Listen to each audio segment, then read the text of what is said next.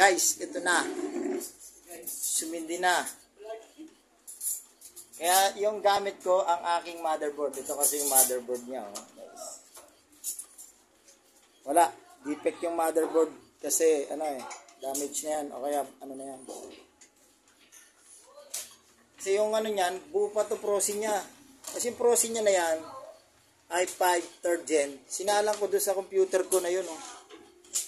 Parehas dito sa i5 3rd gen na computer ko. Kaya makikita nyo rin, naka-indicate. i5 3rd gen. 4GB, 500GB na. Ngayon,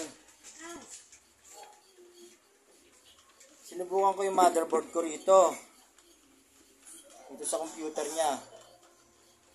Mana. Ibig sabihin pati okay yung niya, yung power supply niya. Kasi ito kaninang power supply ko, okay. Oh. Tinesting ko kanina. Dito okay naman din. Kaya, akala kasi niya, akala ng customer, damage na yung, niya, yung kanyang power supply. Pero yung pala, itong kanyang motherboard ang damage.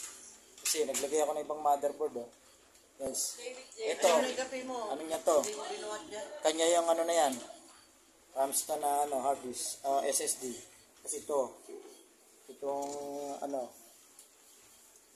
memory. Yan, magana na guys, yan nyo. Refresh natin, refresh lang tayo. Okay, refresh. Okay guys, family picture nila. So, yan, okay. Meron na naman tayo napagana ng computer. Subalit, palitin ang kanyang motherboard. Natin yung diagnose natin, i-report natin kay sir.